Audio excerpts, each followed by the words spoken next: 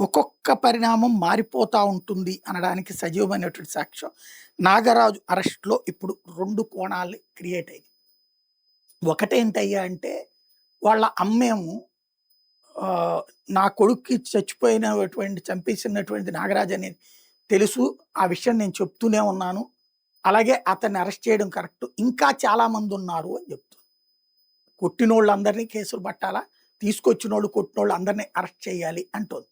ఆవిడ ఆవేదన, ఆక్రోశము, ఆ కంటతడి అట్లాగే ఉంది.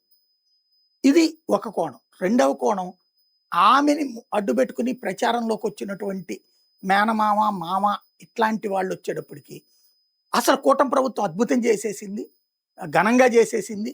ఆళ్ళకి కోటి దండాలు, లక్ష దండాలు ఇంత అద్భుతంగా చేస్తారనుకోలేదంటున్నారు. ఏమి అయిందని అక్కడ ఈమె ఇంకా అరెస్ట్‌లే పూర్తి కాలేదు. అసలు ఎవరు తీసుకొచ్చారో వాళ్ళు కాలేదు. మిగతా ఏం కాలేదు. కానీ కోటి దండాలు, లక్ష దండాలని ఆళ్ళు పెడుతున్నారు. అంటే వాళ్ళిద్దరూ పొలిటికల్ కెరీర్ చూసుకుంటున్నారు.